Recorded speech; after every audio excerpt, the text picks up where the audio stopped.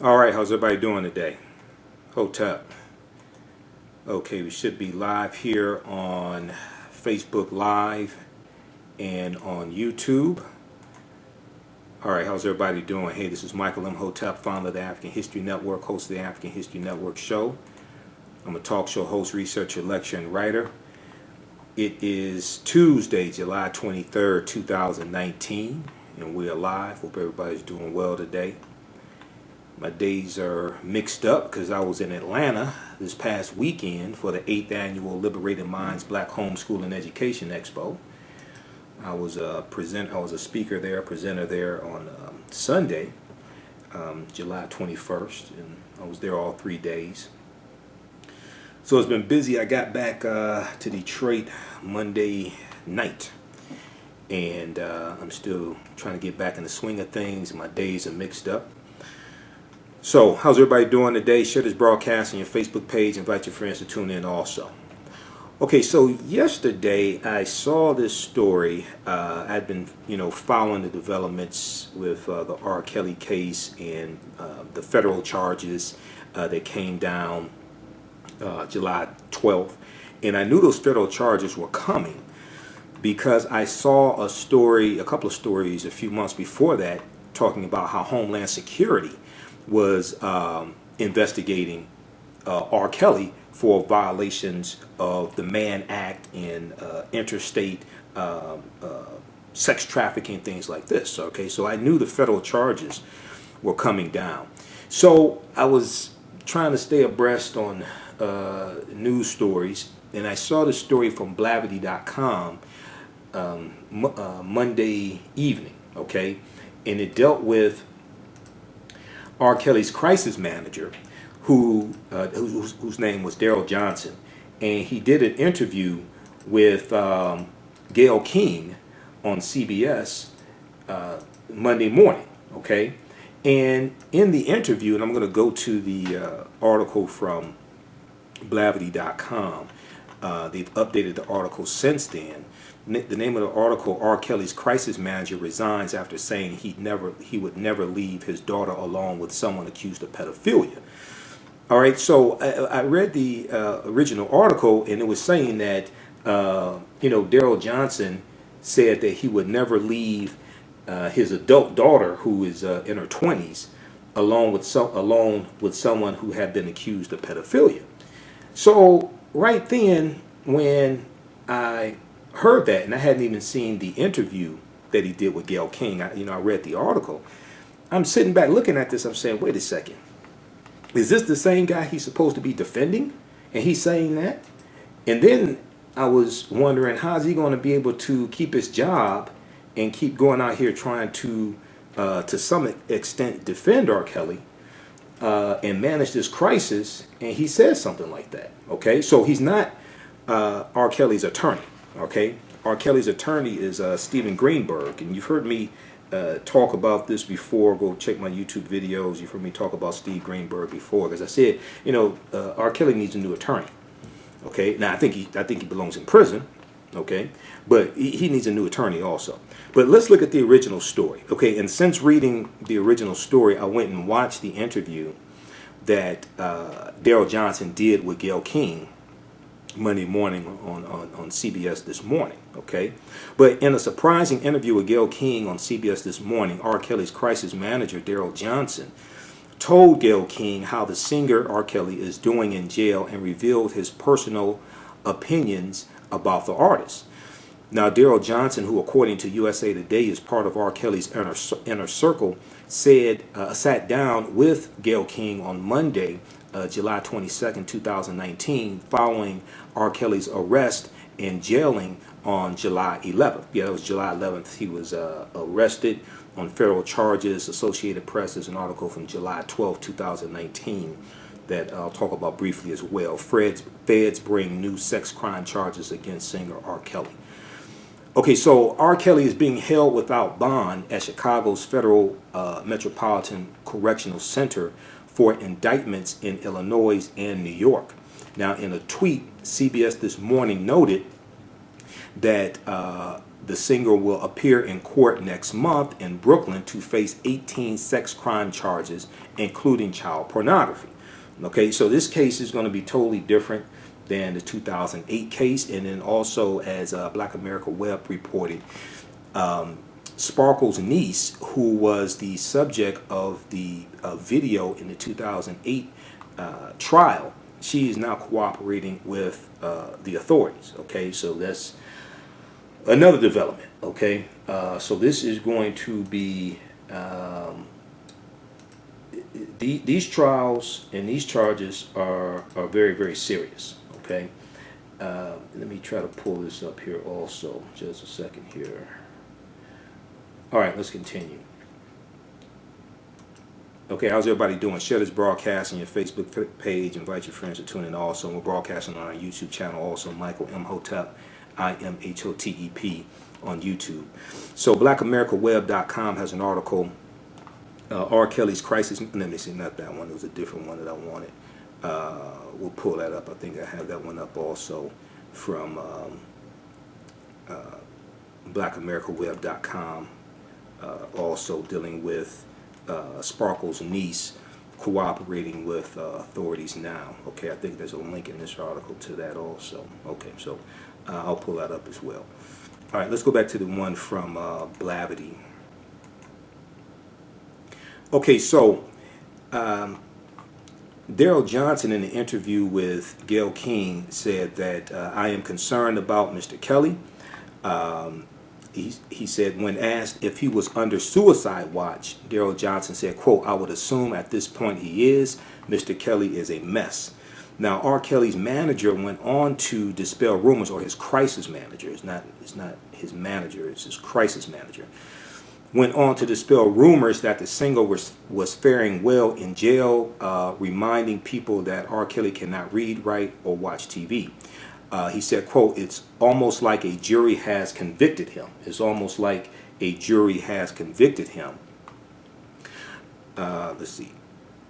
Okay, so when asked if he was under suicide watch, he said, I would assume at this point he is. Mr. Kelly is a mess. In a shocking point of the interview, however, Darrell Johnson also adamantly expressed his views on whether he would ever allow his 20-year-old daughter to be left alone with R. Kelly. Okay, Gayle King said, you have a 20-something-year-old daughter. Would you leave her alone with R. Kelly? Darrell Johnson responded, quote, absolutely not. I would not leave my daughter with anybody that's accused of pedophilia, period, end quote. Okay, and he was asked that question again. Okay, so acutely aware of Darrell Johnson's contradiction, Gayle King questioned why he continues to work with the alleged sexual abuser. She said, quote, you're defending R. Kelly, but at the same time saying you would not leave your daughter with him. All right, and that was a legitimate follow-up question. The first question was a good question. Now, a lot of people would say, oh, well, why would you ask a stupid question like that? No, it's not a stupid question. You should ask, as a journalist, you should ask those obvious questions and sit back and let them respond. Because a lot of times, the answer that you get would not be an answer that you expected to get. This is an example of that, okay? I didn't expect him to say something like that. I've done hundreds of interviews, all right? I've been doing radio 9 years. I did not expect, now she's been doing TV and interviews much longer than me, but I did not expect Darrell Johnson to say something like that, okay? So that was a good question that that Gayle King asked. And that was a legitimate question also. All right, so let's continue here. Let me flip back over. So, acutely aware of Darrell Johnson's contradiction, Gayle King questioned why he continued to work with an alleged sexual abuser. She said, you're defending R. Kelly, but at the same time saying you would not leave your own daughter with him. Darrell Johnson, crisis manager, or now former crisis manager for R. Kelly, responded, quote, I would not leave my daughter with anyone, I'll say it again, anyone that's accused of being a pedophile, end quote. So I read the article. I read the article yesterday, and I read some other ones, Huffington Post, Black Voices, NBCnews.com, about this interview and about Darrell Johnson resigning, because Darrell Johnson resigned Monday night, Monday evening. Okay,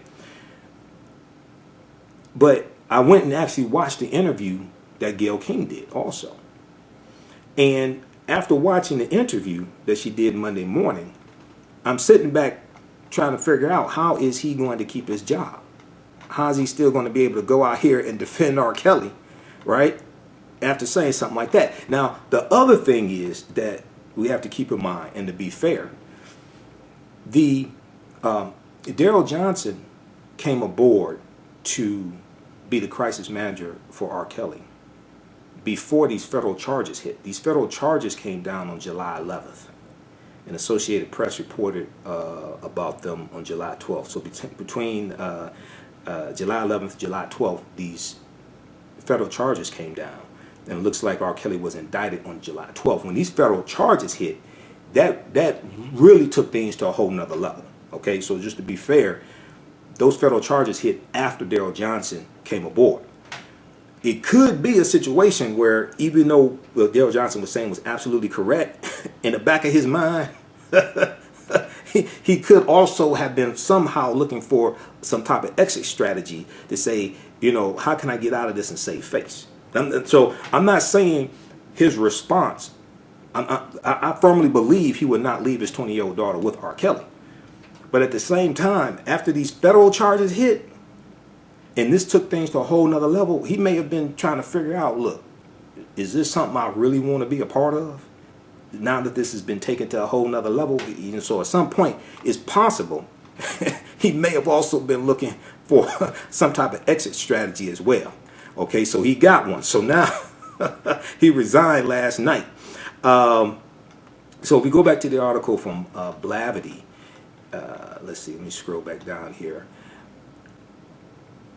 Okay, so she said you're defending R. Kelly, but at the same time said you wouldn't leave your daughter with him. Okay, so Blavity updated the article and also read the one from Huffington Post Black Voices. They updated the article on July 23rd.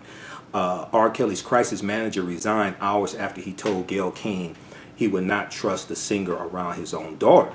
Okay, so Darrell Johnson confirmed his departure in a text message to CNN on Monday night, just hours after he did the interview with Gayle King. Let's see, quote, Mr. Kelly is in good hands with Mr. Greenberg, referring to attorney Steve Greenberg. Now, I disagree that he's in good hands with Steve Greenberg, because I said months ago, R. Kelly needs a new attorney.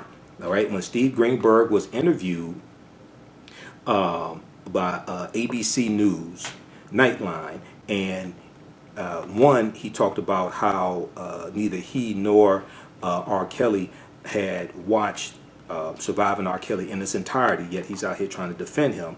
Two, Steve Greenberg said that he was told, he said in this interview, he said he was told by R. Kelly that Aaliyah lied to him about her age, and lied and said that she was 18 years old when she was really 15 years old when R. Kelly and Aaliyah got married. Okay, this is what Steve Greenberg, R. Kelly's attorney, said when he was interviewed on ABC News. He said that he said that R. Kelly told him that Aaliyah lied about her age to R. Kelly and said that she was 18 years old when she was really 15 years old. Okay, but when you watch Surviving R. Kelly, they talked about how R. Kelly's team forged documents so that they could be married, and they stated that she was 18 when she was really 15 years old. Now, I'm from Detroit. You see a picture of Aaliyah behind me. Everybody in Detroit knew Aaliyah was underage when she got married to R. Kelly. That's why we were like, wait a second, hold on. She's only 15. I said, how did they get married and without the parents' permission? We all knew that was a lie. Okay? So, TheRoot.com had an article about this. We'll try to pull up that article, and we'll post the link of it in the thread of the broadcast also. But go watch that interview, because see, when I saw that interview, and I talked about this on my radio show, the African History Network show, when I saw that interview that attorney Steve Greenberg did, I said R. Kelly needs a new attorney. I said this guy gonna get him convicted. Now I believe R. Kelly needs to be convicted, especially after looking at these different cases, all these charges. I believe he needs to be convicted. But that attorney is going to get him convicted even faster. Then the attorney brought up Elvis Presley being married to Priscilla Presley when she was underage, okay, as somehow this makes R. Kelly marrying Aaliyah, and Aaliyah's 15, somehow acceptable. All right? You're dealing with two entirely different periods of time. You're dealing with two entirely different periods of time. Now, I find it interesting that Steve Greenberg didn't want to mention Jerry Lee Lewis marrying his cousin when she was, I think, about 13, 14 years old, because that destroyed Jerry Lee Lewis' career. Jerry Lee Lewis, who did the song Great Balls of Fire, and Dennis Quaid played Jerry Lee Lewis in the movie Great Balls of Fire, okay? That marriage destroyed Jerry Lee Lewis' career. So I find it interesting he would bring up Priscilla Presley, but not bring up Jerry Lee Lewis. And Jerry Lee Lewis and Elvis Presley were contemporaries. They were basically out at the same time. Okay, so if we look at this update from Blavity, so Darrell Johnson posted on social media that R. Kelly's in good hands with Steve Greenberg, and Johnson claims his decision to part ways had nothing to do with his former client's legal issues. Okay, he said this has nothing to do with Mr. Kelly. It's for my own personal reasons. He told USA Today in a statement. Now that could be very true for his own personal reasons. I just find it interesting that it just happened hours after he had the interview with Gayle King. Now, Darrell Johnson also tried to clear up his comments to Gayle King. On Monday morning, he told the journalist he would not trust quote, anybody that's accused of pedophilia, quote, end quote, around his adult daughter. He said, I should have worded it better. I would leave my daughter with R. Kelly because I do not believe he is a pedophile.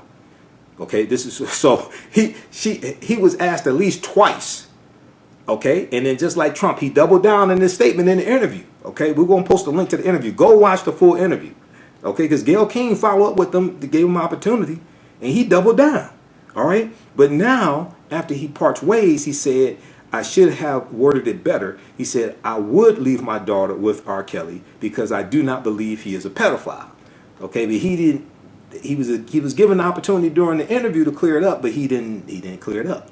Now, Attorney Stephen Greenberg addressed Darrell Johnson's resignation on Twitter and implied he is merely taking a break. Okay, so I read the full statement. I went to Steve Greenberg's Twitter account, and he only has about 3,800 followers. I don't find that hard to believe. So I read the full press release at his Twitter account, and here's what it says from, let's see, what's this? Steve Greenberg, attorney at law, Chicago, Illinois, July 22nd, 2019. As has been reported, Darrell Johnson has decided to take some time off for personal reasons from his efforts on behalf of R. Kelly. The defense wants to thank Mr. Johnson for his tireless assistance and looks forward to his return.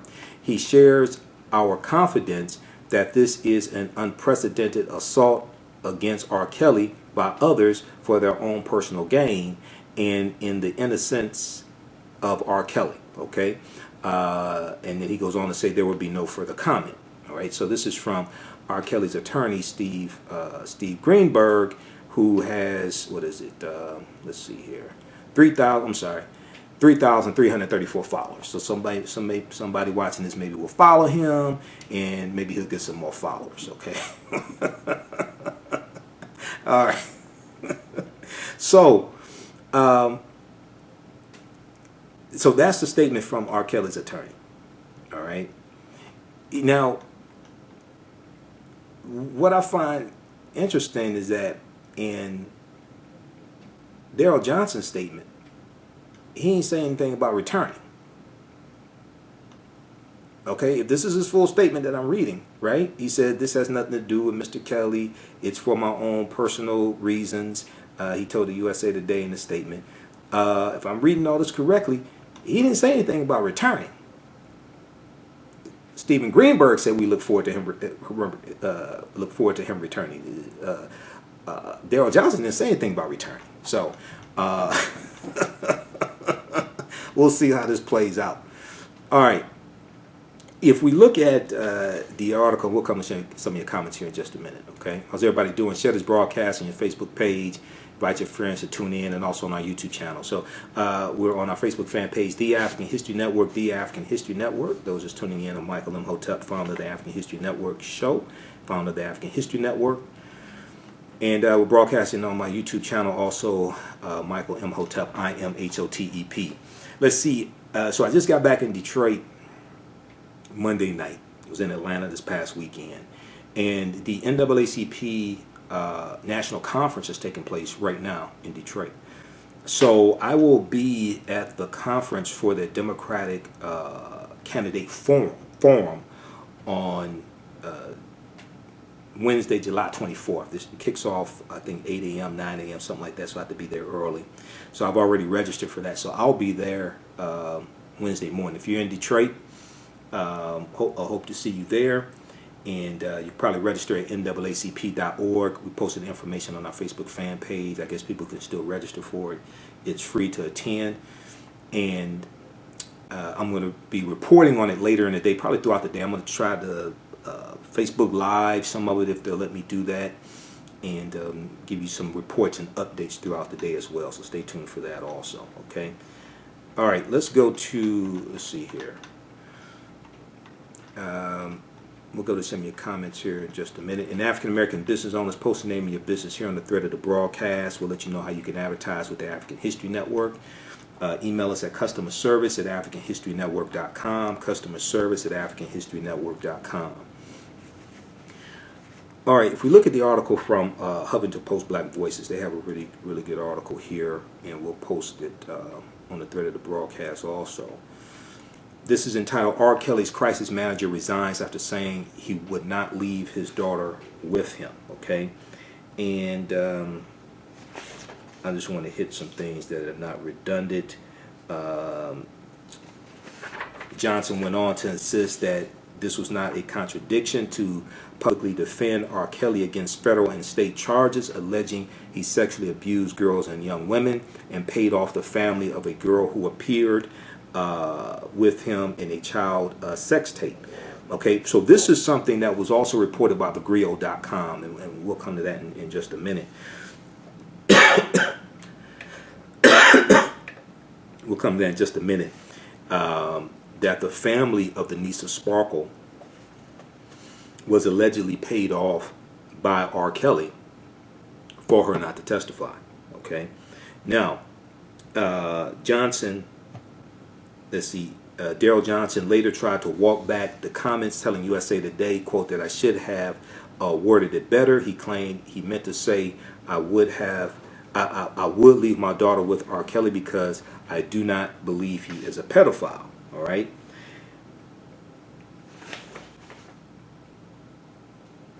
All right, now R. Kelly has faced numerous charges for sexual assault, including with minors. He was indicted early this month, July 2019, in federal court on 18 new counts. He is jailed without bond after a federal judge in Chicago said last week that the singer had failed to show that he would not commit new crimes if released. All right, so let me do this quickly here. I want to post a link to the article from blavity.com. We'll post that, and then we'll post the link also from the one from Huffington Post Black Voices as well. Okay. All right, so who we have here? We've got Kenneth, L.M. Gibbs, Bruce, Gigi, Felicia, just a few of the people watching us. We have Toya as well, just a few of the people watching us on our Facebook fan page. And then we're also on our YouTube channel, Michael Imhotep, IMHOTEP, on YouTube. Okay, if you'd like this type of information, you can donate to the African History Network, paypal.me/the AHN show, paypal.me/the AHN show. Also at our website, africanhistorynetwork.com, africanhistorynetwork.com. All right, click on the yellow donate button. Okay, so Associated Press had an article from July 12, 2019. Feds bring new sex crime charges against singer R. Kelly. Feds bring new sex crime charges against singer R. Kelly. Okay, and in the article, it says R. Kelly and his entourage recruited girls and women to engage in illegal sexual activity with the singer and covered up the crimes by paying off and threatening victims and witnesses. Federal prosecutors alleged Friday, July 12th, in indictments that could keep the Grammy winner behind bars for decades. Now, because they come from the federal government, the accusations add a new dimension. Because they come from the federal government, the accusations add a new dimension to the allegations against R. Kelly, who was already facing sexual abuse charges brought by Illinois prosecutors earlier this year, early in 2019. Now, one federal indictment in Chicago said R. Kelly arranged for a girl and her parents to travel overseas to prevent them from talking with police prior to his 2002 indictment on 21 counts of child pornography, and that case went to trial in 2008. The R&B artist allegedly later instructed them to lie to a grand jury about the case. R. Kelly was acquitted in 2008 of the charges which accused him of recording a video of sex acts with the girl, who was 12 or 13 when they met in the mid-1990s. Okay, now that girl is now cooperating with authorities also. Okay, blackamericaweb.com had an article dealing with that. So a separate indictment filed in the Eastern District of New York, okay, now these are federal charges, included charges of racketeering, kidnapping, forced labor, and the sexual exploitation of a child. It said R. Kelly and his managers, bodyguards, and other assistants picked out women and girls at concerts and other venues and arranged for them to travel to see R. Kelly. So for some time now, people have been saying, well, wait a second. R. Kelly didn't do all this stuff by himself. Okay? So if you're going to charge R. Kelly, then you got to charge all these other enablers around him. He didn't do all this stuff by himself, and I totally agree with that. Now, I understand R. Kelly is illiterate. I understand he was sexually abused, allegedly, by his older sister when he was a child. Okay? And we do know hurt people hurt people. I do understand he needs psychological help. He needs therapy. He allegedly has been a victim of molestation, just like his younger brother, Kerry Kelly, has been a victim of molestation as well. Tasha K on YouTube did an interview with Kerry Kelly some months back. And Kerry Kelly, the younger brother of R. Kelly, talked about the molestation and how they were both being molested by an older sister, allegedly, okay, by an older sister. So I understand all that. But also, you got people around R. Kelly who were enabling, okay, and allowing this to take place. And when I read articles dealing with the investigation that Homeland Security was doing into sex trafficking and all this stuff, these are things that they talked about. This was some months ago. I read about that this investigation was taking place, a federal investigation.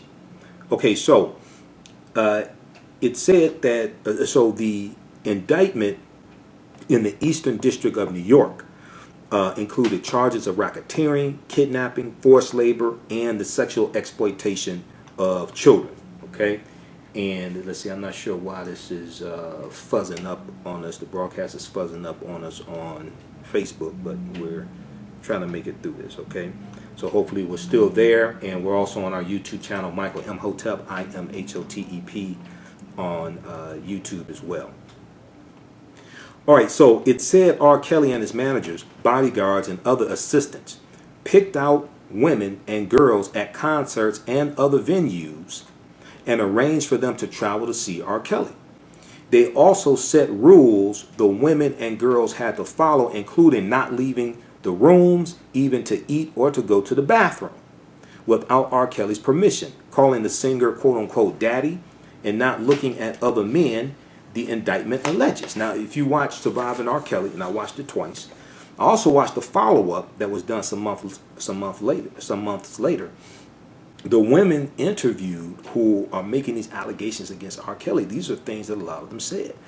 Another theme of that Surviving R. Kelly documentary, another theme is that One of the reasons why this was allowed to go on so long is that these were largely African American girls and women that were being victimized, allegedly. Because if these had been white women he was allegedly doing this to, this would have been stopped a long time ago. And nobody cares when African American women or girls are being sexually abused, okay, in general. Nobody cares about that. And this is historical, all right? If you go back and look at a broadcast I did 2 or 3 months ago, I guess it was probably May, I dealt with the adultification bias when it comes to African American girls, adultification bias. There was a study that came out from Georgetown Law's Center on Poverty and Inequality. Georgetown Law's Center on Poverty and Inequality. And they talked about how a new report details the negative consequences suffered by black women and girls when people perceive them as older than their white peers, Researchers at Georgetown Law's Center on Poverty and Inequality reported their findings after speaking to groups of black girls and women across the country about whether their real life experiences reflected what the same researchers found in 2017. The quote-unquote adultification of black girls, okay? The women and girls say they did. The prior study in 2017, which drew headlines 2 years ago, found that U.S. adults believe black girls seem older than white girls of the same age, that black girls need less nurturing, less support, and less comfort, and that young black girls know more about sex than white girls do, okay? So when this study originally came out in 2017, I talked about this on the African History Network show. Then a follow-up study came out in May of 2017. Huffington Post Black Voices has an article about this. I did a broadcast then when it came out sometime in May. But check us out on YouTube, Michael Imhotep, Imhotep on YouTube. And you'll find it there. Dealt with adultification bias. Okay, this is a legacy of slavery. This is why understanding history is so important. It's so important because if you look at the broadcast I did in May or June, that dealt with the research from Stephanie E. Jones Rogers of University of California, Berkeley. And her book that came out in February 2019 called They Were Her Property. They Were Her Property. Her research and her new book deals with how from 1850 to 1860, about 40% of slave owners in this country were white women. And it talks about how sexual assault was orchestrated among African American women and girls to produce more slave babies, to increase the profit of slave owners, slave masters, but also white women who were slave owners and slave masters, okay? And you had African American women and girls who were turned into breeders. And the more children they could breed, the more value they had. But they could also gain their freedom if an agreement was made with the slave master that if they produced a certain number of healthy babies that survived, they could also gain their freedom. So when we look at the fact that they largely, African American women largely did not have protection during slavery, it was not illegal to rape a black woman who was a slave. If that was your property, it was not illegal to rape them. A slave master could do what they wanted to them. So their sexuality was turned into a commodity. Their humanity was not respected. The same thing with African American men, but African American men did not give birth. When we look at something like adultification bias, and we look at the fact that when we look at the study, it talked about how black girls, young black girls are perceived to know more about sex than young white girls do. Well, historically, it was young black girls who were being breeded and sexually assaulted for a profit. So when you look at the fact that white girls were put into a protected class, and they were protected largely in general from being raped, and African American girls were not, a stigma gets associated with African American girls and women that's passed down from generation to generation. This is what we're dealing with now when we look at the study that came out in May from Georgetown Law Center on Poverty and Inequality, dealing with adultification bias when it comes to African American girls and women. That's handed down from generation to generation. So when we look at the hypersexualization of African American women and girls in the media, when we look at negative corporate control hip hop that's controlled by largely white corporate conglomerates that continue to put out negative stereotypical images of African American women, showing them as hypersexualized, okay? Focusing in on their body parts in music videos, dehumanizing them. That is a direct legacy of slavery. That is a direct legacy of slavery. When we look at the names, and I'm not going to say those names here, the B word and even the W word. When we look at the names associated with African American girls and during slavery, if you go and do research, you look at, there was a business in, we know there was not just a business in the auctioning off and the selling of enslaved Africans. There was a business in producing the handbills that advertised the selling of slaves. There were ads placed in newspapers, paid ads placed in newspapers that advertised the auctioning of enslaved Africans. And they would talk about a black woman or black girl who was a breeder, and she could produce this number of children for you, things like this. So we see, when we study this history, we see the commodification of the sexuality of African American women. The same thing with black men who were studs, things like this. But we're going to see even more with African American women and girls. Okay? That did not stop. That continues to this day. Okay? So this is why we have to understand how we are under assault by the images that we see. Okay? Your thoughts create feelings, your feelings create actions and behaviors, your actions and behaviors create results. When we look at Surviving R. Kelly, the documentary, one of the reoccurring themes in the documentary is the only reason why he was able to get away with something like this for so long, allegedly, is because these were allegedly black women and girls that this was happening to, and nobody cares when black women and girls are sexually assaulted, when they are abused, when they are molested. But that's historical, which ties right into the study from Georgetown Law Center on Poverty and Inequality, dealing with adultification bias in girls. And they found that black girls, they found that people perceive, the prior study, which was in 2017, drew headlines 2 years ago, 2017. And that study found that U.S. adults believe your thoughts create feelings, your feelings create actions and behaviors, your actions and behaviors create results. Your thoughts are shaped by what's within the circumference of your own awareness that's fed to you by the images that you see. What you read, see, and hear affects the way you think, feel, act, and behave. So this study in 2017 found that U.S. adults believe that black girls seem older than white girls of the same age, that black girls need less nurturing, less support, and less comfort, and that young black girls know more about sex than white girls do. Well, when you're being sexually assaulted and molested, you probably will know more about sex than white girls do. Quote, almost all the black girls and women we talked to said they had experienced adultification bias as children. End quote, report co-author Jamelia Blake, who said this in a statement. Quote, and then overwhelmingly agreed that it led teachers and other adults to treat them more harshly and hold them to higher standards than white girls.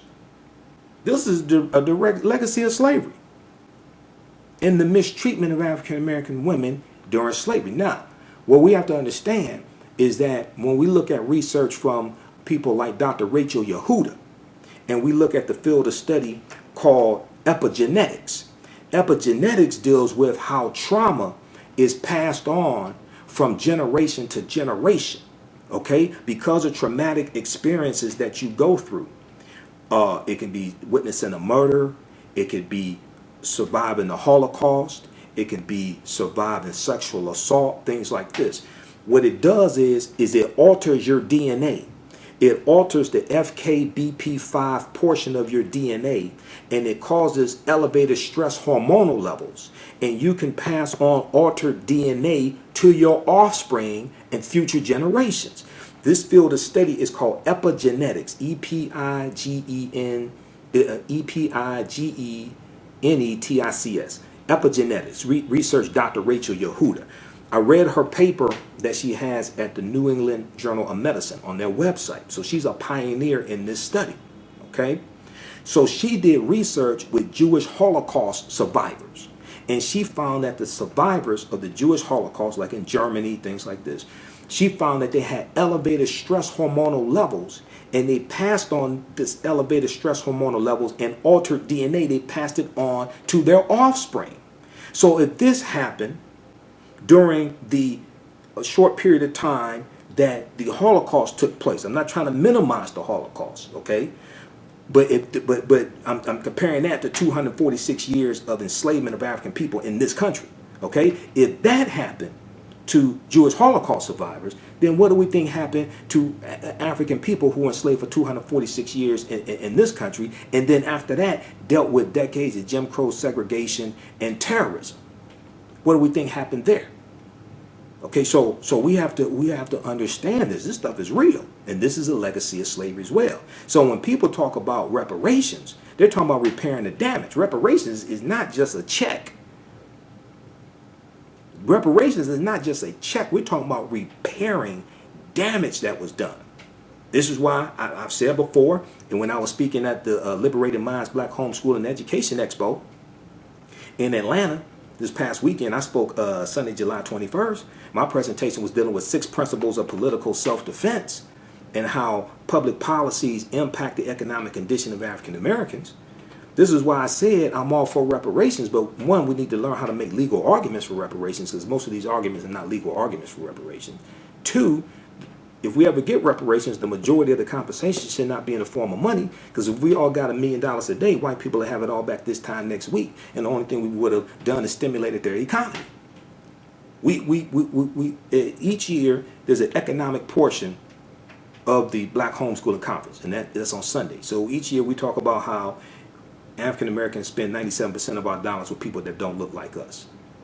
Well, if we're psychologically damaged and we spend 97% of our dollars with people that don't look like us, if we all got $500,000 or $1 million, you think that spending pattern is going to change? No, it's going to continue. Actually, it's going to get a little worse. So this is real, and these are like real ramifications that we're dealing with. Okay, how you doing, Toya, LM Gibbs, Boudreaux? How's everybody doing? All right, share this broadcast on your Facebook page. Invite your friends to tune in also. African American business owners, post the name of your business here on the thread of the broadcast. Email us at customerservice@africanhistorynetwork.com. We'll let you know how you can advertise with the African History Network. Advertise on our broadcasts, on the audio podcast, also of our Sunday night shows. And it's summertime, and a lot of people want to get back in shape. The Fast Life 28-Day Challenge can help you with that. This 28-Day Challenge includes 3 health coaches, and it deals with the powers of fasting. The powers of fasting, okay? It's an online coaching program to help members tap into their body's natural ability to repair itself via fasting. In this challenge, they focus on utilizing fasting, whole foods, and movement to improve metabolic conditions such as obesity, high blood pressure, prediabetes, type 2 diabetes, and more. Visit their website, tfl28.com, tfl28.com, for more information. And they also have a new group starting up. It's a 4-week, 28-day challenge. They have a new group starting up soon. So check out their website, tfl28.com, for more information. All right, let me post this here. How you doing, Tracy? On Facebook. Let's see who we have on YouTube here. Okay, that's coming up. Okay, so we'll post a link to this article here from Huffington Post, Black Voices. Black girls detail harsh consequences of being seen as older. than white peers. Okay, this deals with adultification bias as well. Then if we look at, and now this adultification bias also deals with African American males. You've heard me talk before about the research from Dr. Philip Atiba Goff. The study came out in 2014. It's at the American Psychological Association's website, apa.org, and that study deals with how black boys were more likely to be viewed as older and to be suspected of crime starting at the age of 10. Okay, so we see similarities between that as well as the adultification bias among African American girls also. All right, so if we go back to the article from the APA Associated Press, and on YouTube we've got Tiffany, we've got Lady, Doc, Hillman, just a few of the people on our YouTube channel, Michael Imhotep, watching also. Tiffany said, let's see, how many white rock stars do the same thing, though it's part of the groupie culture? That's a good question. Now, what happens is in music, the drug, sex, rock and roll culture, right, is more acceptable of certain things like that. But I think what's going to happen is that you're going to start finding out about more of them being exposed also. I think what's going to happen is you're going to start finding out about more of them being exposed as well, because it's being looked at as being less permitted. Okay, so having groupies is one thing. Sex trafficking is another thing. Engaging in sex with underage girls, that's something entirely different. All right, so groupies, yeah, I've seen it happen. Groupies are one thing. Underage girls are another thing. And if we look at Jeffrey Epstein is in some deep trouble. Okay, because see, Jeffrey Epstein is coming, that whole sweetheart deal that he got from Acosta, who just resigned as the Secretary of Labor, who was U.S. Attorney. That whole thing is coming back under scrutiny now. Okay, and you have more and more accusers of Jeffrey Epstein coming out. So he's sitting in jail right now, denied bail, awaiting trial, and it's possible he may never get out of jail. It's quite possible he may never see the day of light. All right, let's continue here. And then also, it's believed that he may start telling on other people also. So we'll see where that goes. And y'all saw the video of he and Donald Trump back in 1992 at a party that Trump threw, right? And then they're commenting on the women. Y'all saw that video, right? MSNBC had it. Go MSNBC.com and search for that as well. That's going to be interesting. Okay, so now Trump is trying to distance himself from it after years ago saying that Epstein was a terrific guy and things like this, right? And he likes women on the younger side. So now Trump is trying to distance himself away from that. Okay, so if we go back to the article from the Associated Press, feds bring new sex crime charges against singer R. Kelly. Okay, Hillman said, I need your website. Well, our website is AfricanHistoryNetwork.com. AfricanHistoryNetwork.com is our website, and all my DVD lectures are there also. You can also donate to the African History Network there as well. Okay, that helps cover when I have to travel and hit these events, because I'll be in Atlanta. I'll be back in Atlanta August 3rd for the the Black Agenda Tour. Okay, I just got back from Atlanta last night, and I'll be back in Atlanta August 3rd for the Black Agenda Tour. Michi X, Jice Johnson. I don't know the location. I have to look at the website. Black Agenda on tour for that. But it's summertime. This is time when I'm on the road traveling. Okay, so you can donate to the African History Network as well. That helps us to finance all of that. Yeah, let's go back to the Associated Press article here. Okay. So a separate indictment filed in the Eastern District of New York included charges of racketeering, kidnapping, forced labor, and sexual exploitation of a child. Okay, I think it's a thunderstorm or something outside right now, and it sounds like hail hitting the window, so that's what you hear. Okay. It's crazy weather in Detroit right now. It said that R. Kelly and his managers, bodyguards, and other assistants picked out women and girls at concerts and other venues and arranged for them to travel to see R. Kelly. They also set rules the women and girls had to follow, including not leaving their rooms, even to eat or go to the bathroom, without R. Kelly's permission, calling the singer daddy, and not looking at other men, the indictment alleges. The allegations have swirled for years around R. Kelly, whom federal prosecutors said Friday was, quote, emboldened by his fame and the lack of any real consequences, end quote. So this is from the article from July 12, 2019 from the Associated Press. And let me try to pull up that article up here also. Okay, where is that? I thought I had it up from the Associated. Oh yeah, here we go, from the Associated Press. Okay, so the allegations have swirled for years around R. Kelly, whom federal prosecutors said Friday, quote, was quote emboldened by his fame and lack of real consequences, end quote. The charges come after 2 documentaries and a series of new articles about the accusations, as well as pleas from prosecutors who have urged new victims and witnesses came forward. So R. Kelly was arrested Thursday evening while walking his dog in Chicago. He appeared in court on Friday, standing before the judge in an orange jumpsuit with his hands clasped behind his back. The only words he spoke during the 15-minute hearing was "yes, ma'am." Okay, if we look further down in the article, it says the New York indictment alleges that the criminal acts occurred over 2 decades, dating back to 1999, both in the U.S. and overseas. It accuses R. Kelly of engaging in sexual acts with girls under 18, of having sex with a woman without disclosing that he had a sexually transmitted disease, and of producing child pornography. Okay, so these are the indictments from the Eastern District of New York. Okay, these are federal charges.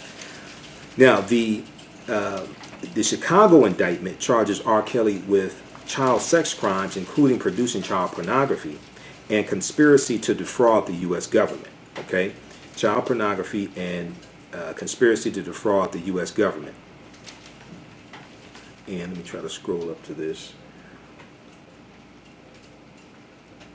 Okay, conspiracy to defraud the U.S. government. It also names R. Kelly's business manager, Darrell McDavid, and another employee. Okay. And let's see, can we go to this here in the article? All right, it says R. Kelly recorded himself engaged in sex acts with several minor girls and went to great lengths to recover the videos when he realized some were missing from his collection. R. Kelly allegedly made some victims and witnesses take a lie detector test to ensure they had returned all of the copies of the videos. All right. Now, R. Kelly's acquittal in his previous child pornography trial came after he and the girl who prosecutors said was in the video denied they were in the footage, even though the picture quality was good and witnesses testified it was them. She did not take the stand. The indictment says R. Kelly continued to make payments to the girl after the trial. Okay, this is the 2008 trial. And that R. Kelly also transferred the title of a luxury SUV to the girl in 2013. All right, so these are allegations. See, this is why these federal charges are deep.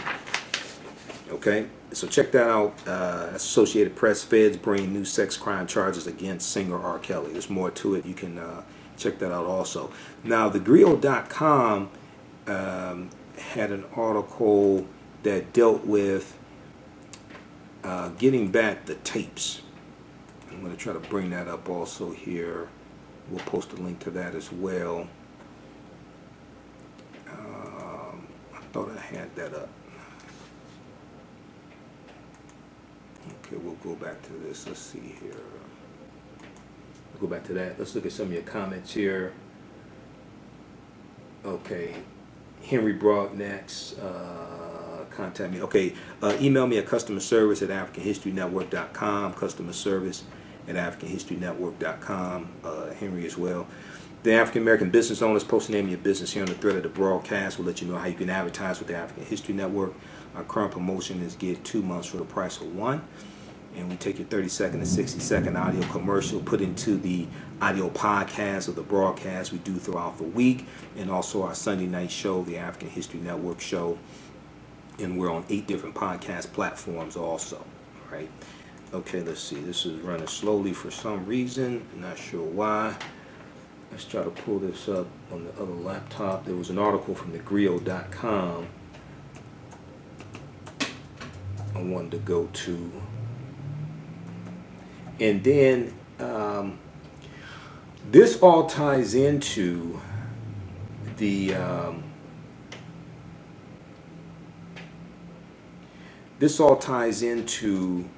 a couple of previous articles that we talked about before. One, when we look at Chance the Rapper, right?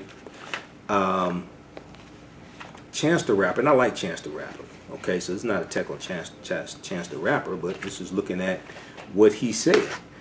There was a segment of him in Surviving R. Kelly, and he admitted something in there that's very important. HelloBeautiful.com has an article about this from, what date was this? This is back from March 2019. Chance the Rapper on R. Kelly's alleged victims. Quote, I didn't value their stories because they were black women. I didn't value their stories because they were black women. And in the article, so there was a segment in Surviving R. Kelly where he talked about this. And in the article, it talks about how a clip featuring Chance the Rapper is making waves on the internet as the finale of Surviving R. Kelly dropped on Saturday night. In an exclusive interview, oh God, what the hell happened here? Let's reconnect here. Just a second, stand by.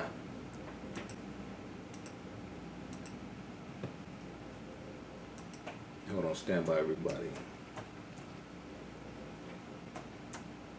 All right, stand by. Okay, we should be back here on Facebook Live.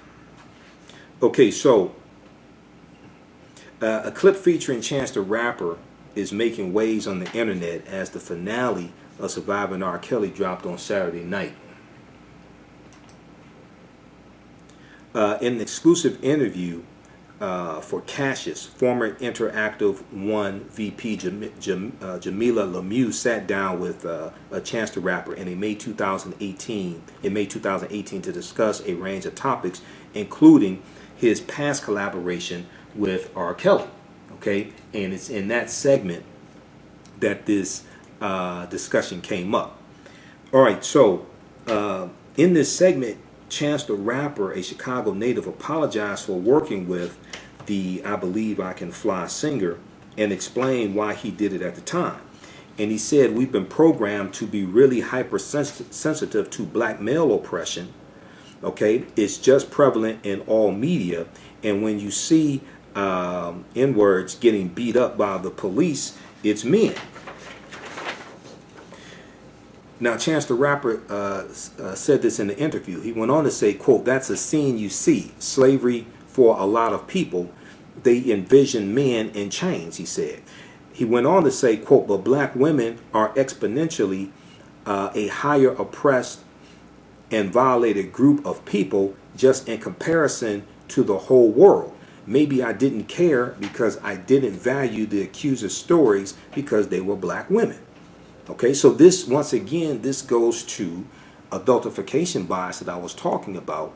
And this also goes to how African American women are seen as needing less nurturing, less protection, less comfort, etc. We go back to Huffington Post Black Voices. Black girls detail harsh consequences of being seen as older than white peers. And we look at that we look at the prior study from 2017, the follow-up study in 2019. That prior study, which drew headlines 2 years ago, found that U.S. adults believe black girls seem older than white girls of the same age, that black girls need less nurturing, support, and comfort, and that black girls know more about sex than white girls do. Okay, so we'll post the link to these articles here in the thread of the broadcast as well for you. And then be sure to register for our online course that I teach on Wednesdays, 8 p.m. Eastern Standard Time. Ancient Kemet, the Moors, and the Maafa, understanding the transatlantic slave trade, what they didn't teach you in school. Ancient Kemet, the Moors, and the Maafa, the understanding the transatlantic slave trade, what they didn't teach you in school. This is a 16-hour, 8-week online course where we deal with thousands of years of history, and we deal with history chronologically and what leads to the transatlantic slave trade happening also. Okay, so you can register for that at our website, AfricanHistoryNetwork.com, AfricanHistoryNetwork.com. We'll post the link here on the thread of the broadcast as well. It meets Wednesday night. So we do the class live. All of the sessions are recorded, and you can go back and watch it over and over again also. Okay, so as soon as you register, you can watch the first 4 classes, and there's about 36 hours of bonus content as well. I do a PowerPoint presentation. We have articles, book references, video clips. So, I mean, there's a lot of history that we cover here. And one of the things that we deal with is the African presence in this country going back at least 51,700 years ago. Okay, we deal with the African presence in this country going back at least 51,700 years ago. And we deal with how the original Americans were African people also. Okay, so check that out. So the regular price is $130, is on sale $80, and that's available right now at our website, AfricanHistoryNetwork.com. Okay, and we'll post a link to register for that also. I'm trying to pull up this article from Gayle.com because the computer's freezing up on me here. Let's see here. Can we bring that up?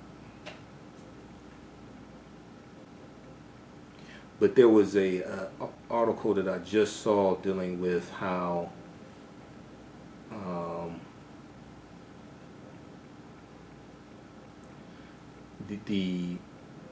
a woman who was in the 2008 video, who was said to be underage, how she's cooperating with authorities now.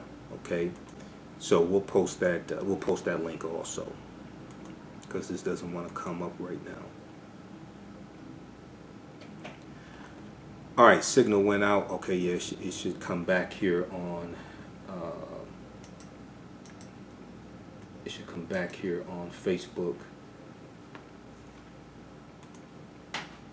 All right, be sure to listen to the African History Network show Sundays, 9 p.m. to 11 p.m. Eastern Standard Time on 9:10 a.m. Superstation, WFDF. And I did a special broadcast from Atlanta Sunday, and we're going to upload that on it's already on Facebook and YouTube.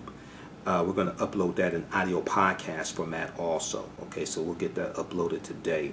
And I dealt with what my topic was for the when I spoke at the Black Homeschooling Conference. I dealt with 6 principles of political self-defense. 6 principles of political self-defense. Okay, so check that out as well. Visit AfricanHistoryNetwork.com, and right on the home page, click on the yellow donate button. Okay, visit AfricanHistoryNetwork.com. Right on the home page, click on the yellow donate button, and I'm sorry, click on listen to podcast. Click on listen to podcast, and you can listen to the audio podcast of our broadcast. We have over 800, actually over 900 audio podcasts, and we're on 8 different podcast platforms. So Blog Talk Radio, iTunes, Castbox, Acast, FM Player, Stitcher, wherever you get your podcast from. Search for the African History Network. Okay. All right, so we'll post this link here to register for the online course, and we have to get out of here now. Remember, at the African History Network, we focus on educating, empowering, and inspiring people of African descent throughout the diaspora and around the world, because right now it corrects wrong behavior. What you do for yourself, what you do to yourself, and what you allow other people to do to you and get away with is based upon what you think about yourself. What you think about yourself is based upon what you have been taught about yourself. What you've been taught about yourself is based upon everything you've read, heard, and seen about yourself.